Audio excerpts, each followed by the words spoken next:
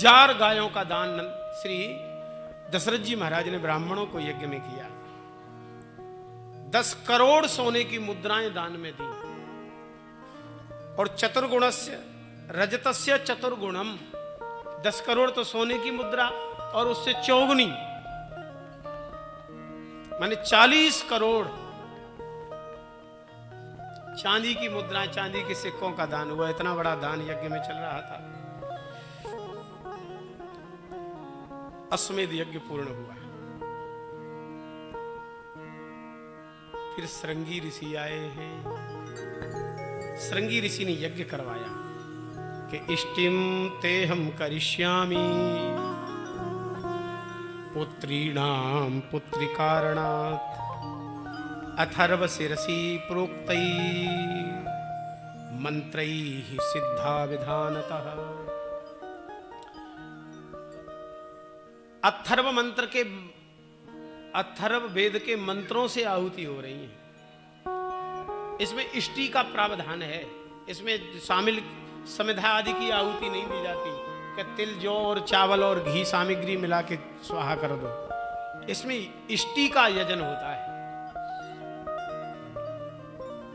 श्रृंगी ऋषि ने इष्टि बनाई है और पुत्र कामना से संकल्प कराया। 4 बार बोला वो संकल्प, 4 बार बुलवाया। और फिर जैसे ही उस इष्टि को छोड़ा है, इष्टि को छोड़ते ही और देवताओं को बुलाया कि तत्काल ततो देवास गंधर्वा सिद्धाश्च परमर्षय। उस इष्टि के वपन करने से ही और देवताओं के आवाहन करते ही समस्त देवता सूक्ष्म रूप से प्रकट हो गए। वहां दिखाई नहीं दे रहे थे। और देवता प्रकट होकर के ब्रह्मा जी भी आ गए और सबने यज्ञ अपने अपने भाग को स्वीकार किया। और जब सब देवता एक जगह इकट्ठे हो गए तो चर्चा छिड़ गई आपस में। बोले बड़े परेशान हैं, बड़े परेशान हैं। और कहीं भी इकट्ठे होते हैं तो लोग चर्चाएं तो होती हैं ना। लोगों ने कहा क्यों परेशान हो? बोले ब्रह्मा जी के कारण परेशान है। ब्रह्मा जी ने कहा भैया हमारे कारण क्यों परेशान हो? देवताओं ने कहा भगवत त्वत्प्रसादेन रावणो नाम राक्षसः सर्वान्नो बाधते वीर्यास्तच्छा तच्छासितुम तम नु शक्नुमः। ब्रह्मा जी त्वत्प्रसादेन, आपके वरदान देने के प्रभाव से ही तो रावण ने हमें परेशान कर रखा है। आपने ऐसा वरदान दे दिया कि किसी से मरो ही नहीं, नर और बानर के अलावा। अब हमारी ताकत तो नहीं है कि उसको हम बस में कर सकें। इसलिए महाराज उसने भारी परेशान कर दिया है। देवताओं ने कहा नैनम सूर्यम प्रतपति पार्श्वे बातिन मारुतः। इतना बड़ा भारी पराक्रमी बना दिया है आपने रावण को ब्रह्मा जी कि सूर्य तपते हैं तो वो थोड़ा सा दृष्टि करता है, सूर्य को बेचारे को ठंडा पड़ना पड़ता है। सूर्य की हिम्मत नहीं है कि ज्यादा तपा दे। सूर्य का टेम्परेचर जैसे ही 35-40 से आगे बढ़ता है कि रावण देख देता है, वो डाउन होके बेचारे 25 पे ही ले आते हैं अपने टेम्परेचर को। समुद्र निरंतर उत्ताल तरंगे मारता है, लेकिन जैसे ही रावण देखता है समुद्र ठंडा पड़ जाता है। चोरों में माली तम दृष्टा समुद्रोपी न कंपते। समुद्र का कांपना बंद हो जाता है।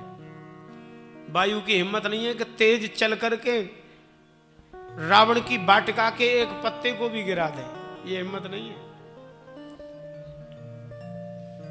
रावण ने जो दुर्दशा देवताओं की कर रखी है,